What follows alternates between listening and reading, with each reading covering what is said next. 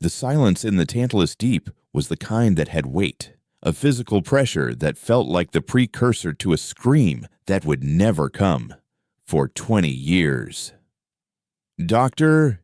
Eris Thorne had lived and breathed this silence, broken only by the hum of life support and the distant, rhythmic clang of automated foundries folding space-time into weapons.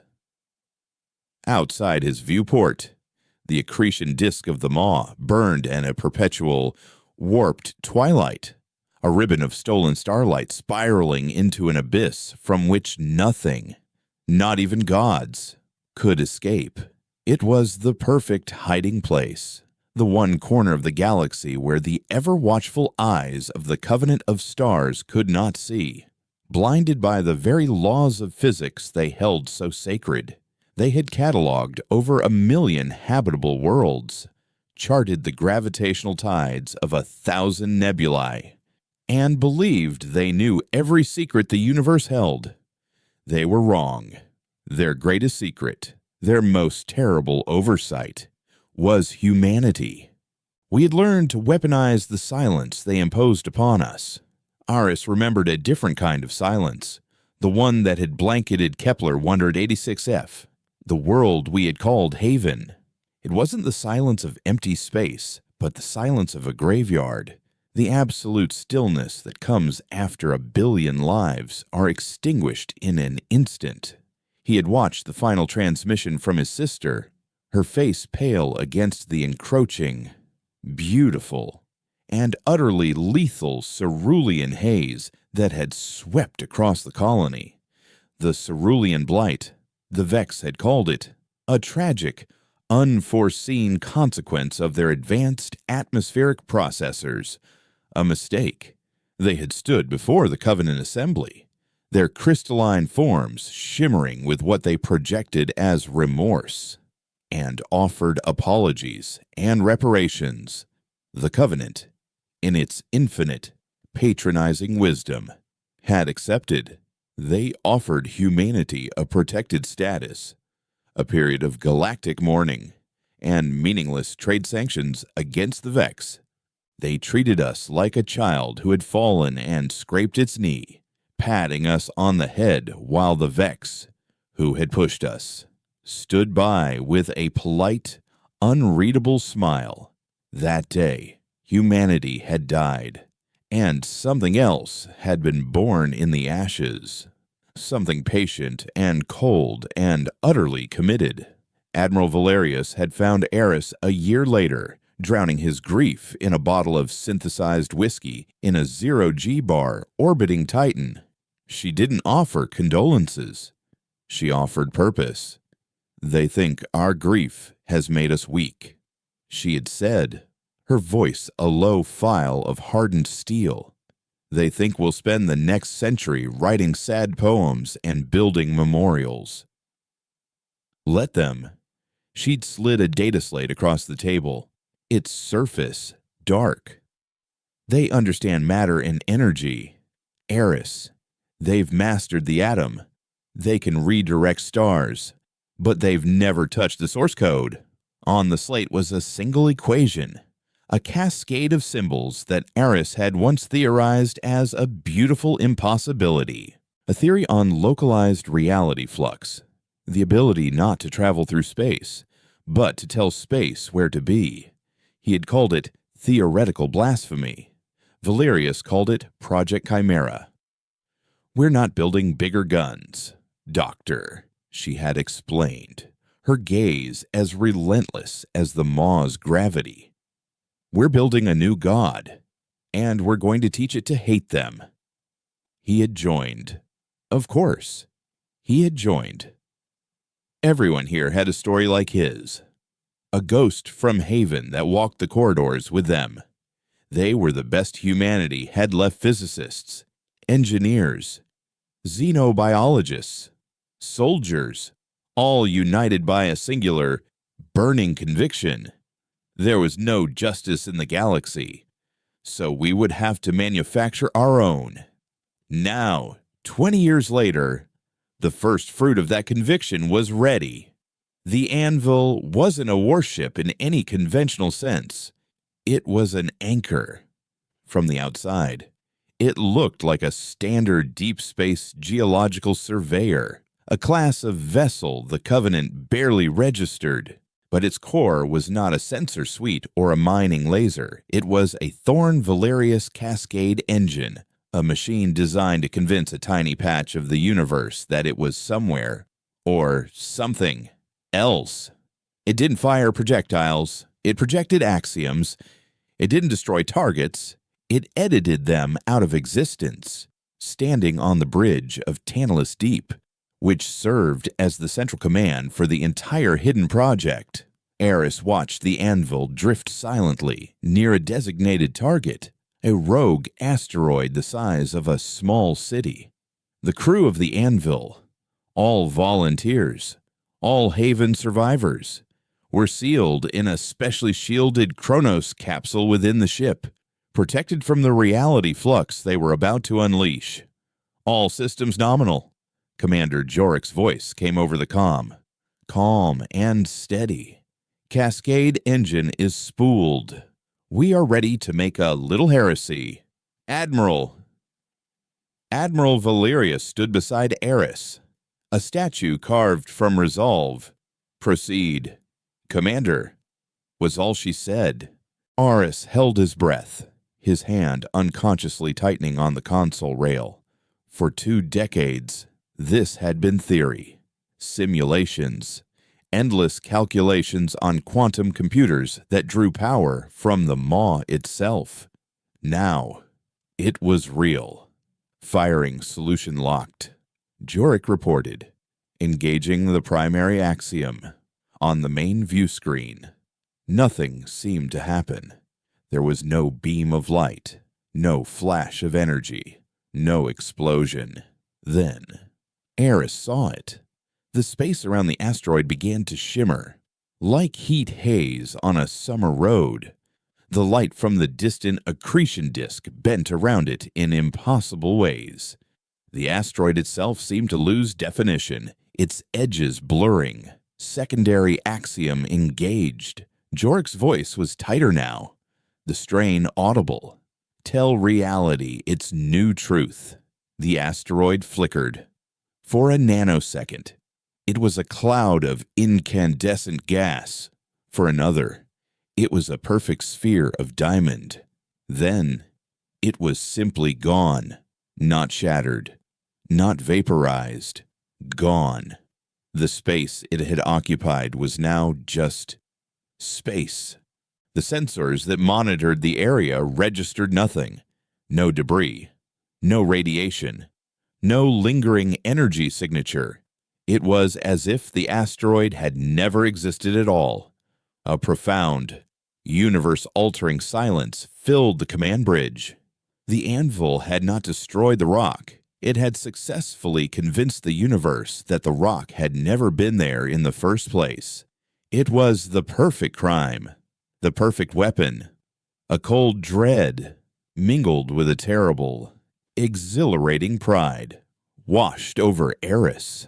He looked at the empty space on the view screen and saw the shimmering, crystalline cities of the Vex. He saw the Grand Council chambers of the Covenant.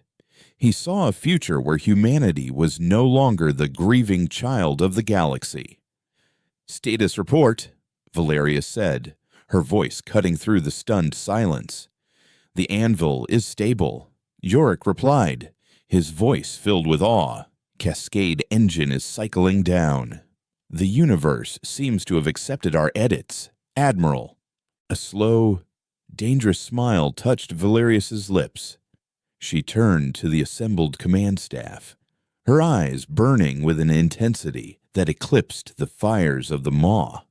"For 20 years, we have hidden in the dark," she began, her voice resonating through the silent bridge. "We have bled and sacrificed and mourned in the shadows, all while they debated our tragic fate in their halls of light. They wrote us out of their future. Today, we have learned to write back. This is not just a weapon. It is our voice. It is the final word in any argument we choose to have. The age of humanity did not end at Haven. It begins here. It begins now. Before the cheers could erupt, a new alert flashed on the tactical display.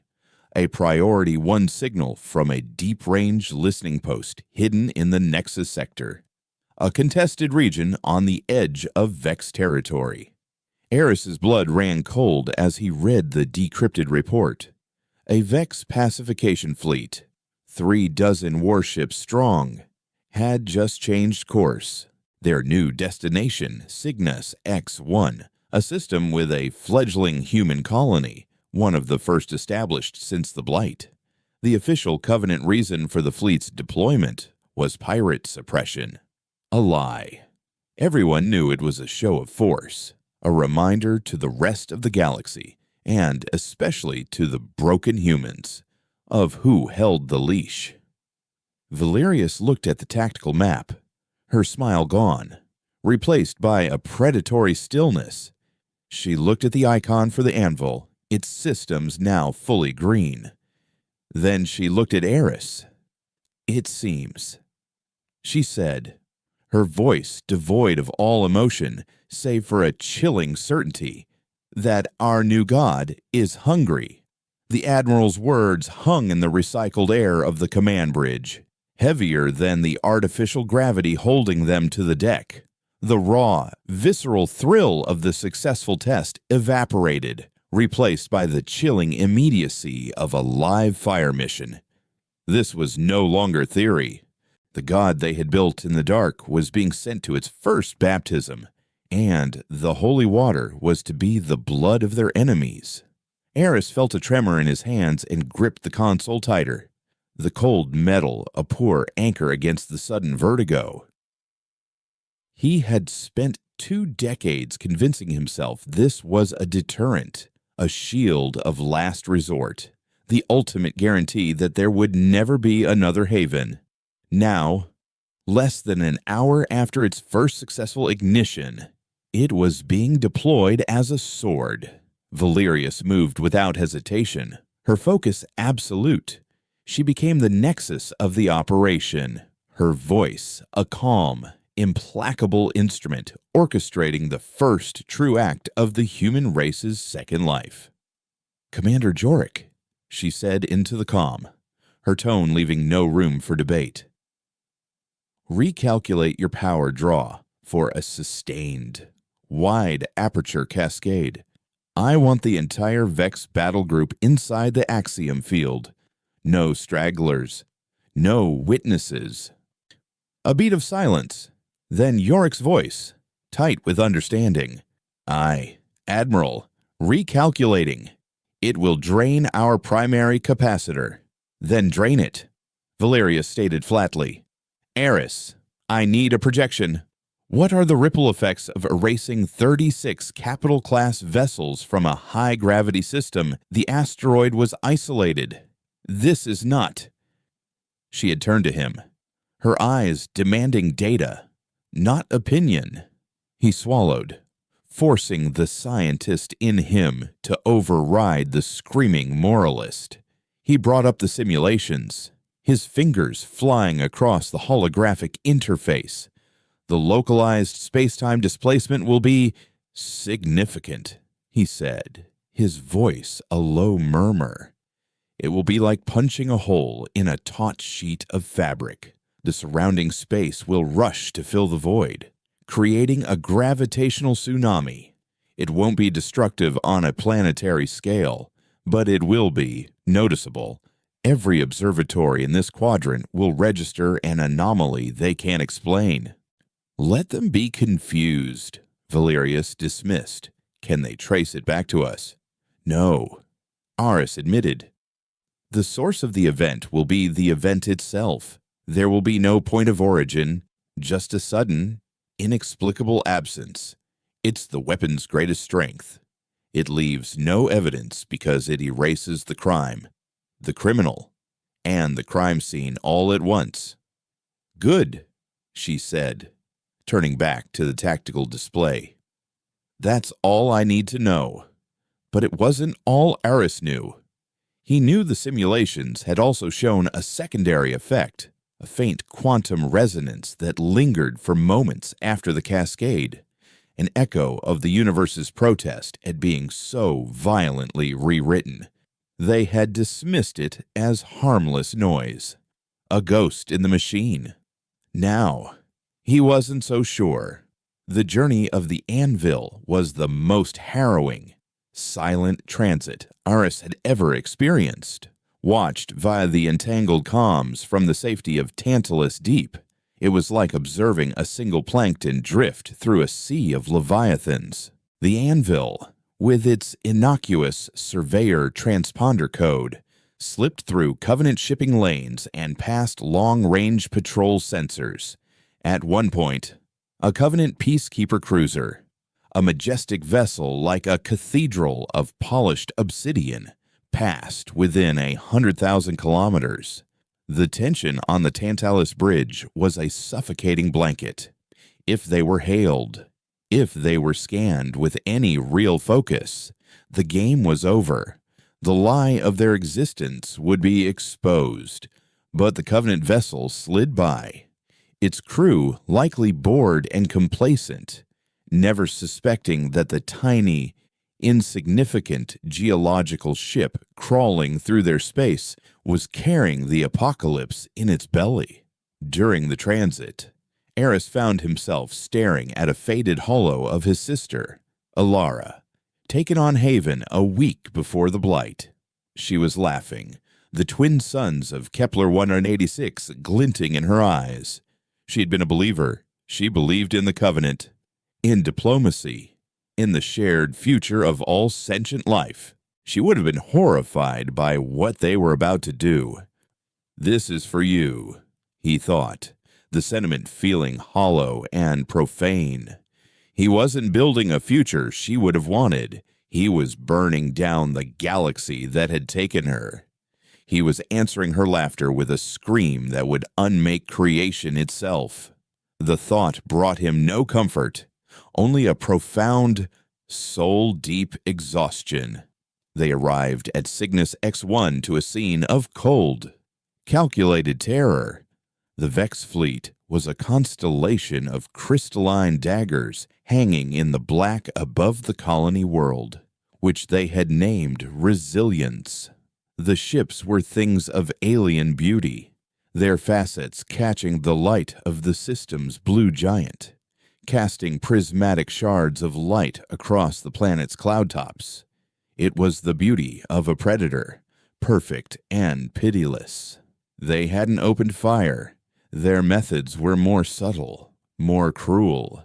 They were broadcasting on all channels, a calm NS-synthesized voice speaking perfect Terran, listing the colony's alleged violations of Covenant trade law and harboring of anti-Concord elements. It was a slow, public execution of a world's legitimacy, a prelude to the physical violence everyone knew was coming. On the planet, the colonists were panicking. Their frantic, terrified comms chatter a chaotic symphony of fear. They were pleading, trying to reason with the Vex, broadcasting their compliance with every regulation. It was Haven all over again, the lamb begging the wolf to reconsider. "We are in position." Commander Jorik's voice crackled across the channel, pulling Aris from his grim reverie. "Axiom Field is mapped. The entire Vex fleet is inside the bubble. We are ready to fire on your command." Valeria stared at the tactical display, her face unreadable. Aris watched her, his heart hammering against his ribs. He saw the flicker of pain in her eyes, the ghost of her own losses on Haven. This was it, the culmination of 20 years of hate. "Commander," she said, and her voice was as cold and empty as the void itself. "Edit them." "Engaging primary axiom," Jorik confirmed. On the view screen, the shimmering began. It was different this time. spread across a vast swath of space encompassing the entire Vex fleet. The light from the blue giant began to warp and twist as it passed through the field, creating a nauseating, kaleidoscopic effect. The Vex ships seemed to waver. Then Yorick spoke again, his voice strained to the breaking point. Secondary axiom. Engaged. God help us. It was not an explosion. It was a deconstruction, a fundamental failure of reality. One of the Vex cruisers dissolved, its crystalline hull turning into a cloud of impossibly complex snowflakes that then sublimated into nothing. Another ship stretched, elongating like pulled taffy until it was a shimmering, kilometer-long thread of light that snapped and vanished. A third flickered, replaced for an instant by the image of a dying star, a silent, beautiful nova that collapsed in on itself and was gone. Aris watched, mesmerized and horrified, as the entire fleet was unwritten from the universe, their comms signals, their energy signatures, their very presence ceased to be. One moment, 36 capital ships. The next, nothing but the silent, terrified chatter from the planet below, and the cold, indifferent light of the Cygnus star. The silence that followed was deeper than any before. It was the sound of a paradigm being shattered. On the Tantalus Bridge, no one moved, no one breathed. They had just watched a fleet of the galaxy's most powerful warships be deleted from existence with less fuss than deleting a file. Report. Valerius finally whispered, her voice hoarse. Jorik's reply was shaky, awestruck. The edit is complete. All targets are gone. The cascade is stable. The anvil is intact. Success. Complete. Terrifying success. But as the Tantalus crew began to let out ragged, disbelieving cheers, Eris's eyes were locked on his sensor displays. Just as the simulations predicted, a gravitational wave, faint but distinct, pulsed outward from the site of the erasure. But behind it, trailing in its wake, was something else. The resonance. The quantum echo. It was stronger this time, far stronger than with the asteroid. It wasn't just noise. It was a signal, a complex, repeating pattern that had no place in their understanding of physics. It was like a brief, sharp cry in a frequency no one was supposed to be able to hear. And as he watched, a new sensor alert flared to life. One he had never seen before, a deep space listening post on the far side of the maw. A probe designed to listen for signatures from outside their own galactic plane was registering a response. Something had heard the cry. Something from the absolute intergalactic dark. It wasn't a ship or a signal he could comprehend. It was a distortion, a faint, predatory flicker of interest in the deep background radiation of the cosmos. It was as if he had thrown a stone into a pond he believed to be empty. And now, from the deepest, blackest part of that pond, a single, ancient eye had slowly opened. He turned to Valerius, the cheers dying in his throat. "Admiral," he said, his voice barely a whisper. "The ripple effect. It wasn't just gravitational. I think we just got something's attention." The nascent cheers on the Tantalus Bridge died in a ripple of confusion, choked off by the chilling gravity of Eris's words. Every eye turned from the tactical display to the chief scientist, whose face was a mask of pale, intellectual terror. Admiral Valerius's expression didn't change, but a subtle tension entered her posture, the stillness of a predator that has just caught an unfamiliar scent on the wind. "Elucidate, Doctor," she commanded, her voice low and dangerously calm. What attention! Eris forced himself to look away from his sensor readings, from the impossible data scrolling across his screen, and meet her gaze. The cascade event, the erasure, it created a resonance signature, a quantum echo. We predicted it, but we thought it would be noise, that it would dissipate. It didn't. It was structured. It was a cry, and something from outside the galactic plane answered it. He gestured to the main view screen, and with a few keystrokes, he overlaid the data from the deep space probe. The visual representation was abstract, a subtle shift in the cosmic microwave background radiation. But it was undeniable. A localized distortion, impossibly distant, had sharpened its focus in the instant the Vex fleet had vanished. It was a change as subtle as a single pupil dilating in a vast, dark room. It's not a ship.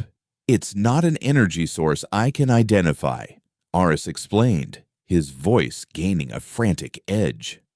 It's as if a patch of the void itself has become attentive. It's focused on this region of space. It's looking for the source of the cry. The implications sank in, a wave of cold dread washing over the command staff. They had built a weapon to operate in perfect secrecy, its greatest asset the fact that it left no trace. But they had been arrogant. They had focused on the physical evidence, on matter and energy, and had never considered that the act of rewriting reality might itself be a scream that could travel through dimensions they didn't even know existed. They had kicked a door shut in this universe, only to unknowingly pound on the walls of another.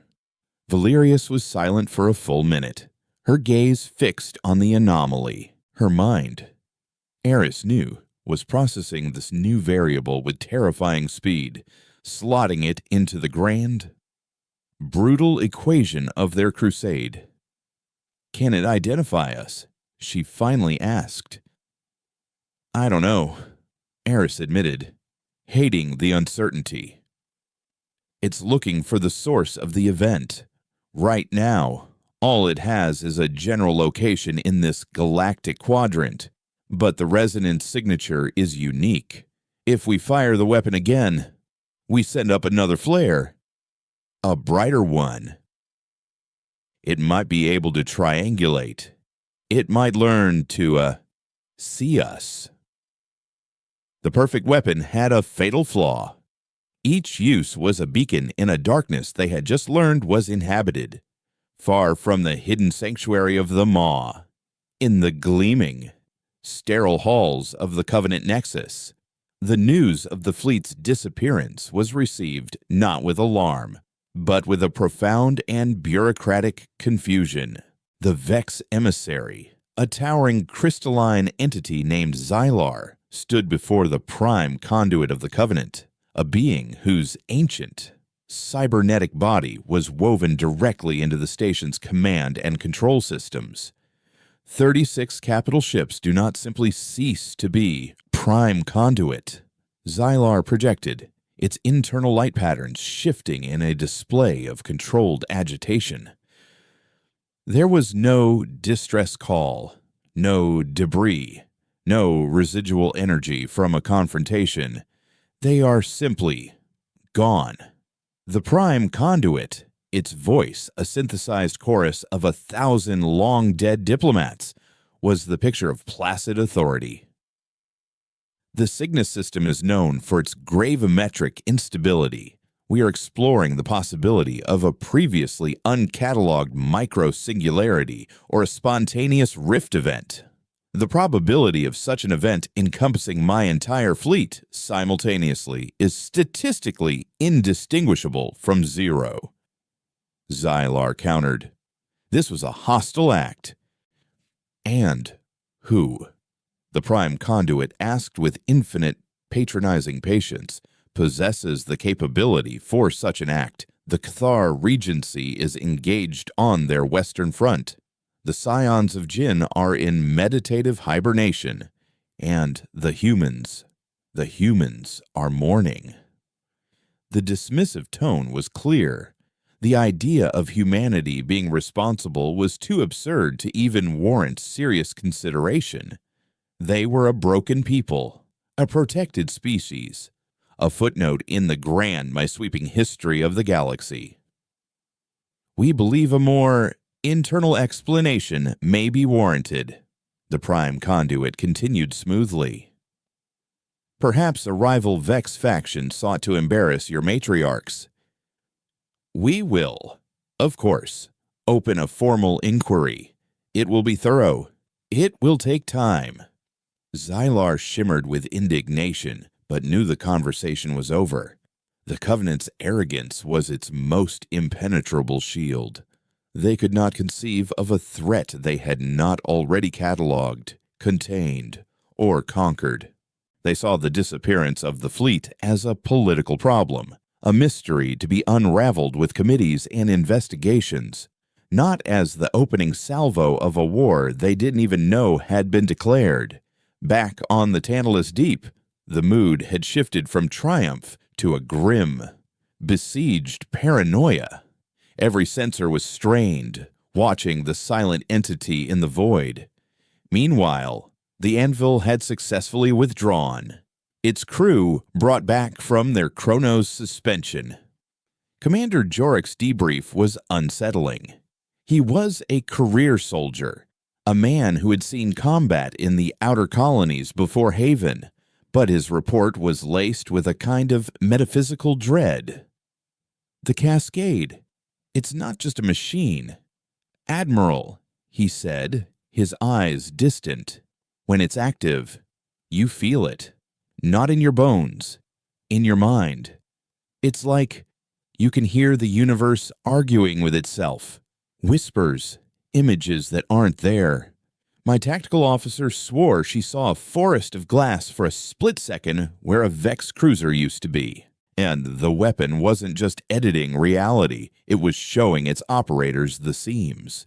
It was forcing a human mind to perceive the raw, terrifying mechanics of existence, a process for which it was never designed. Valerius listened intently, filing the information away. The psychological toll was another variable, another cost of wielding their newfound power. But her focus remained fixed on the primary threat. She had brought Aris to her private chambers, the viewport filled with the swirling, hypnotic beauty of the Maw. They will not stop, she said, her voice a low growl. The Covenant will dither and debate, but the Vex will not. They lost a fleet. An insult like that cannot be ignored. They will send another, larger one. They will sterilize resilience just to prove a point. We have bought that colony time, not safety. And if we use the Anvil again, we guide that thing right to our doorstep. Aris countered, his voice pleading. We traded one enemy for another, Valerius, a cosmic one. An enemy whose capabilities we can't even begin to imagine.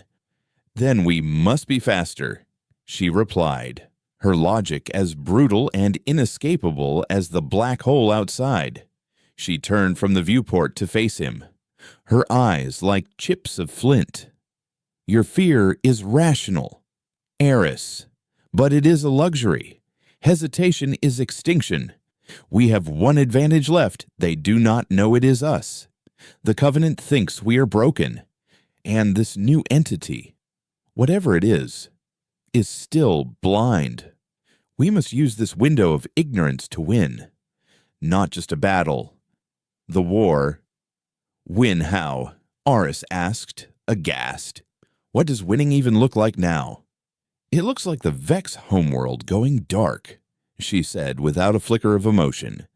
It looks like the crystalline towers of Vexia Prime being edited out of the history of the universe. We cut the head off the snake. No more fleets. No more blight. No more haven. We end them. Permanently. And we do it before that thing in the dark learns our name. It was madness. A single, experimental ship against the most heavily defended system in the quadrant.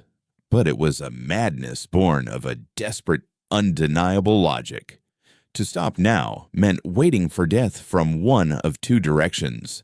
To attack meant seizing the only chance, however slim, to eliminate their oldest enemy before the new one arrived. Eris spent the next cycle locked in his lab, feverishly analyzing the signal from the void. It wasn't static. It was learning. The distortion was subtly changing, refining its focus, as if it were tuning a vast, conceptual lens. He realized with a sickening certainty that it wasn't just listening for another cry. It was analyzing the echo of the first one, breaking it down, tracing its arcane properties back through space-time. It was hunting their ghost. He ran a projection.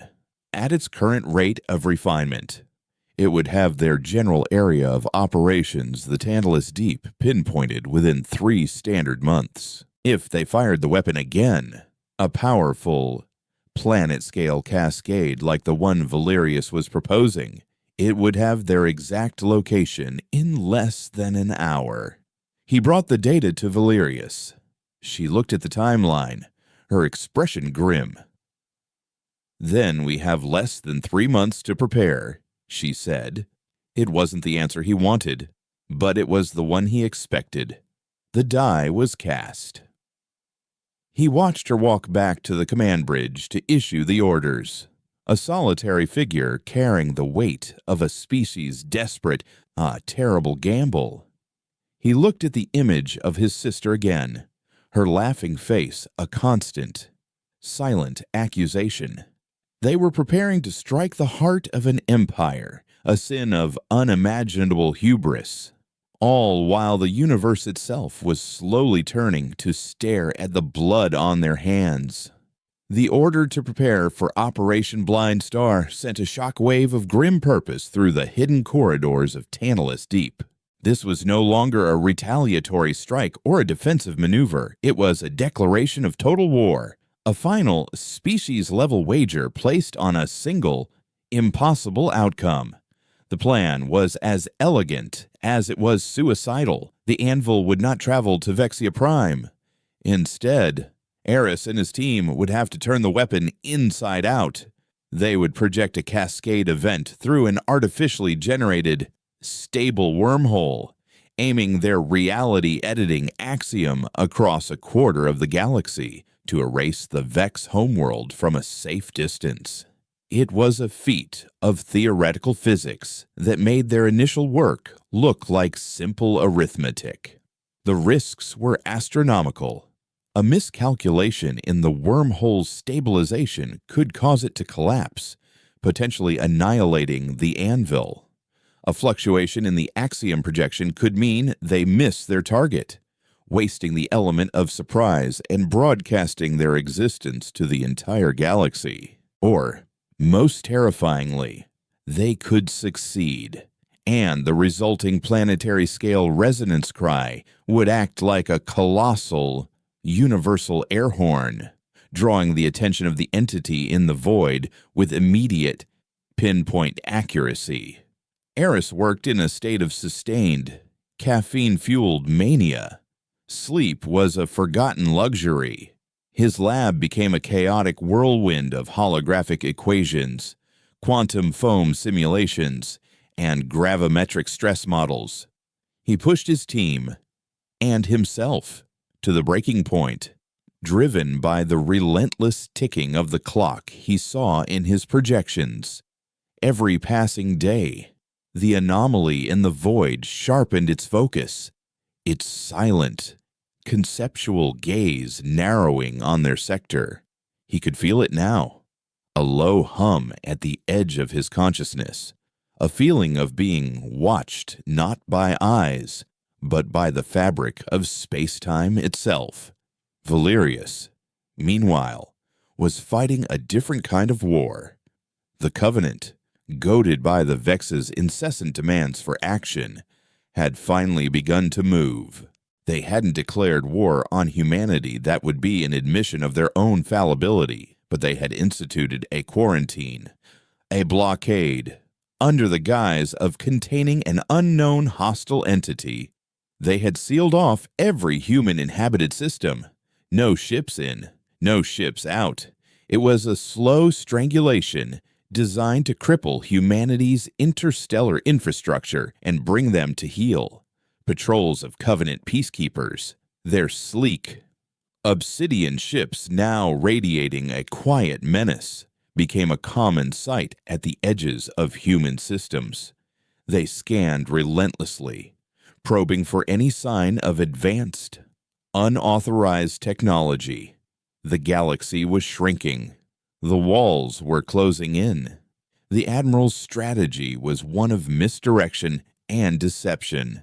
She leaked fabricated intelligence through cutouts and ghost accounts, suggesting a schism within the Vex matriarchy, pointing the Covenant's ponderous investigative apparatus toward internal conspiracies.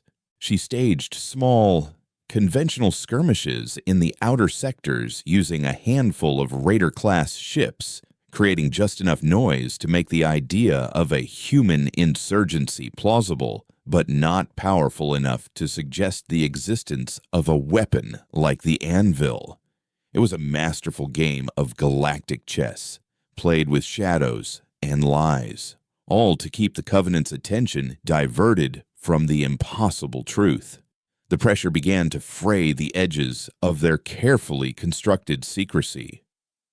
During a test of the wormhole generator, a contained energy spike overloaded a stealth system, broadcasting a millisecond-long burst of radiation into normal space.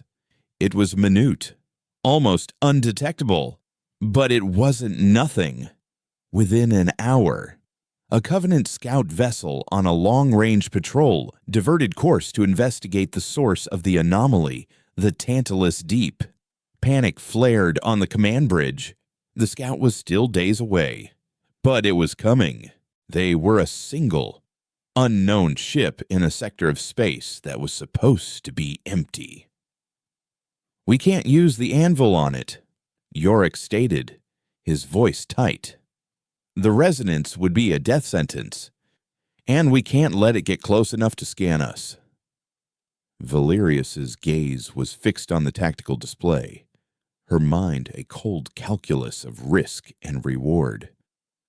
"We won't have to," she said. She activated a hidden comms channel. "Deploy the ghosts." The ghosts were Project Chimera's other secret. While Eris had been building the ultimate weapon, a separate division had been perfecting the ultimate delivery system, 3 small, experimental stealth frigates equipped with prototype cloaking fields and conventional, but incredibly powerful, plasma torpedoes. They were designed for surgical strikes, for eliminating threats before they even knew they were targets. Eris watched on a secondary screen as the 3 ghost ships, the Shade, the Spectre, and the Wraith, detached from hidden moorings within the asteroid field surrounding Tantalus Deep. They didn't appear on any sensors. They simply ceased to be where they were and began moving, their cloaking fields bending light and sensor waves around their hulls. It was like watching 3 perfect holes being cut in the fabric of space. They intercepted the Covenant scout 2 days later. The engagement, if it could be called that, was brutally efficient. The scout ship, the Vigilant Gaze, was cruising through the void, its crew likely bored and complacent, when 3 plasma torpedoes materialized a meter from its bridge.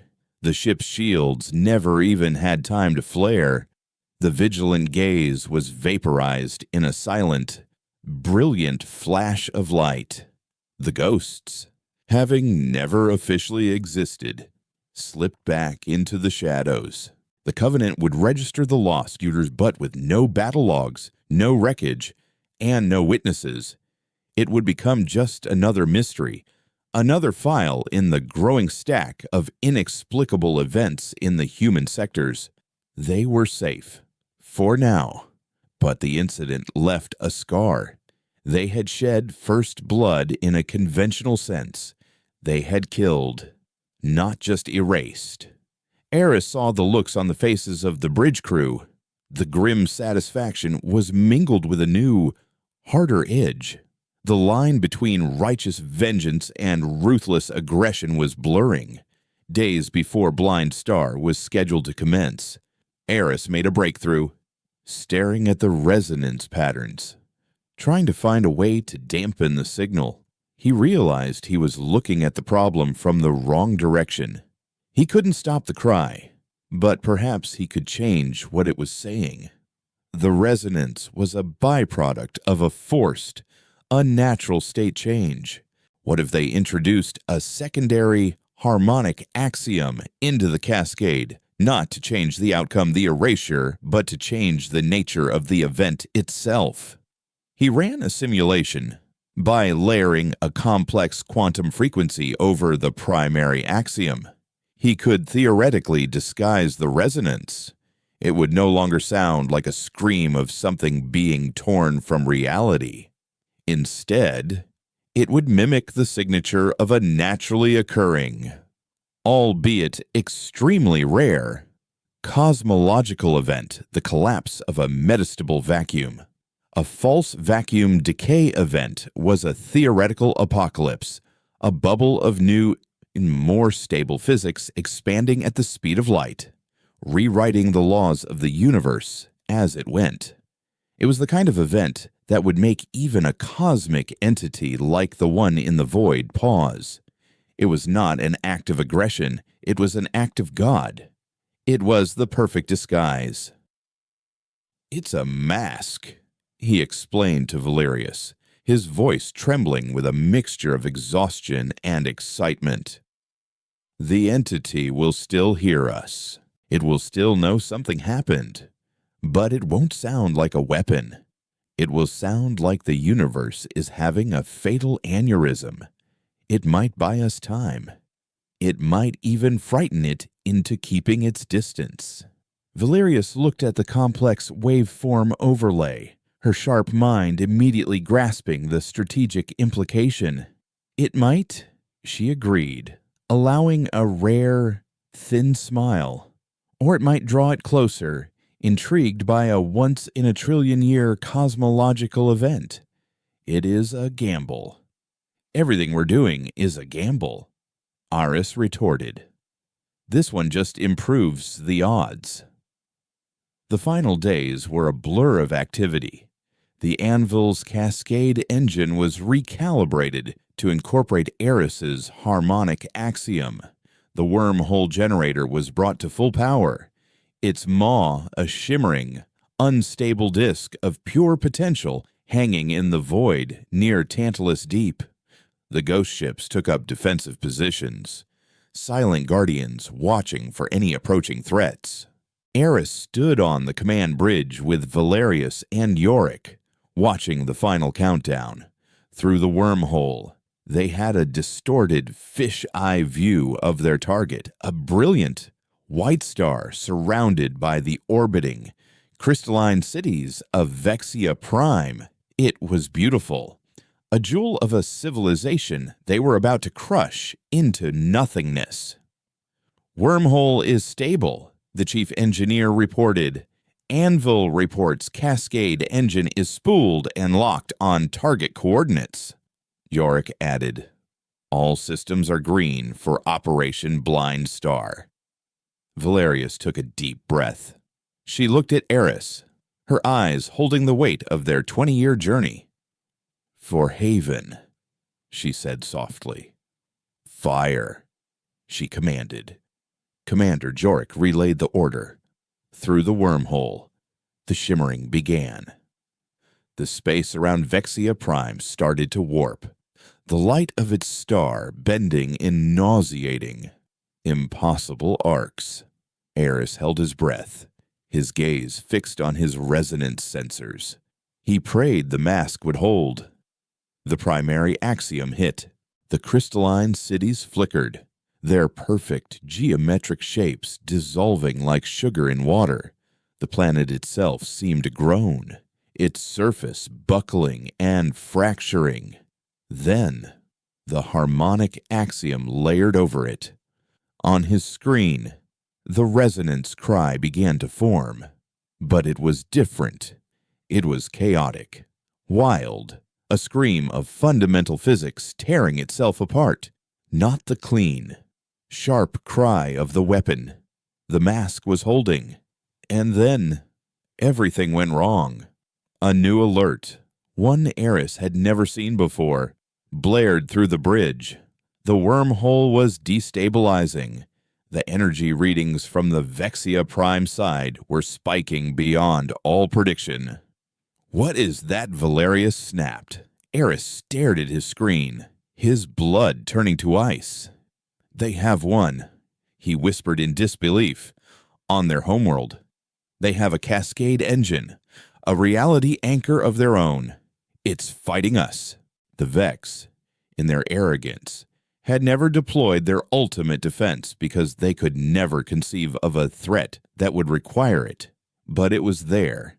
And now, two gods, born of the same terrible physics, were tearing the universe apart in a duel over the soul of a planet. The command bridge of Tantalus Deep became the epicenter of a conceptual earthquake. Klaxons shrieked, but they were drowned out by a soundless, psychic pressure that made fillings ache and vision swim. The stable, shimmering disk of the wormhole contorted, its edges bleeding colors that had no name. The duel had begun.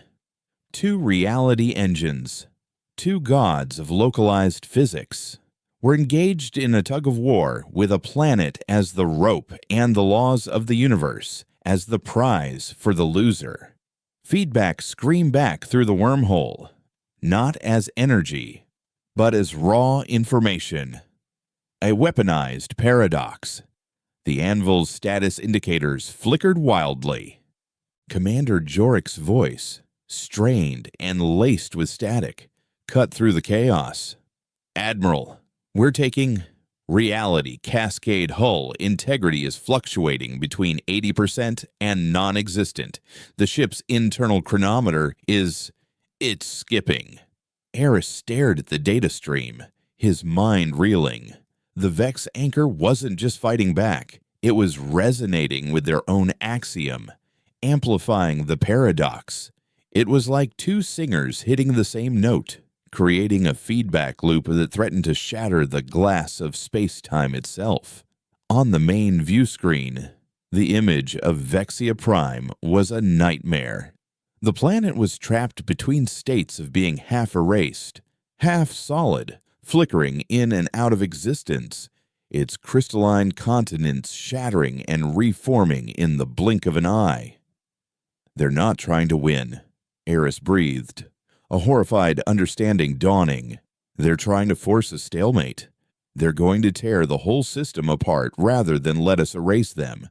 The feedback intensified. Lights on the Tantalus bridge flickered. For a terrifying half-second, the bulkhead behind Valerius became a window into a forest of impossible, crystalline trees. The same image Yorik's tactical officer had seen. Reality was beginning to fray. Even here, light years away. Valerius's face was a granite mask, her knuckles white where she gripped the command lectern. "Yorik, can you overpower them? Full cascade." "Negative." Admiral Jorik's voice was a desperate shout. "The more power we push, the more they reflect back. It's a feedback loop from hell. The engine is going to tear itself and us apart." This was it. The end game. A mutually assured destruction written in the language of theoretical physics. They could cut the wormhole, abort the mission, The Anvil might survive, but the Vex would know about them. The Covenant would know. The entity in the void would have a clear, screaming signal to follow all the way home. They would lose everything. Eris saw the decision form in Valerius's eyes. The cold, brutal calculus of a commander willing to sacrifice her queen to win the game. She was about to order Yorick to hold the line, to let the Anvil die in a blaze of paradoxical glory, hoping it would take Vexia Prime with it. But Eris saw another path, a terrible, final, and perhaps the only way.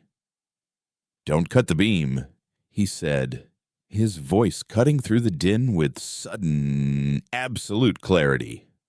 "And don't push it, Valerius. Patch me through to the Anvil's engine control. Now." Valerius hesitated for only a fraction of a second, then nodded to the comms officer. A direct Priority 1 link flared to life on Aris's console. "Yorick," Aris said, his fingers already flying across his own board, bringing up the core architecture of the Cascade engine. "I'm going to try something. I'm going to orphan the Axiom." Yorick's voice was incredulous. "Orphan it, Aris. It's not possible. The command source has to be maintained." "We're going to make it possible," Aris said grimly. "I'm going to write a self-sustaining loop, a recursive command telling the Axiom to simply be. It will detach from the Anvil's engine and become a permanent, self-perpetuating law of physics in that specific coordinate of space, a scar. It won't erase Vexia Prime anymore. It will just hold it in this state of perpetual collapse forever." The genius of it was as horrifying as it was brilliant. It would end the feedback loop by cutting the connection, but it would leave the weapon's effect behind as a permanent, festering wound in the universe. "It will drain the ship's entire power core in a single pulse," Yorick stated, understanding the cost. "We'll be dead in the water. We won't survive the secondary gravitational collapse." "I know," Eris said softly. He looked at Valerius through the swirling chaos of the bridge. "It's the only way to stop the duel without losing. The only way to contain the resonance." For the first time, Eris saw the Admiral's composure crack. He saw the flicker of the woman who had lost everyone on Haven, the woman who had recruited him in a bar on Titan. But it was gone as quickly as it came, replaced by the unyielding steel of command. "Do it," she ordered, her voice a whisper. The next 30 seconds were an eternity. Aris coded with a speed he didn't know he possessed, his mind and the machine becoming one. He fed the recursive loop directly to the Anvil's core, bypassing safety protocols that screamed in protest. On the Anvil, he could hear Yorick's voice, calm now, ordering his crew to brace for the end, his words a final, steady bulwark against the encroaching madness. Aris typed the final command, the release protocol. He looked up one last time, not at the screens, but at the empty space beside his console, where the hollow of his laughing sister had always been.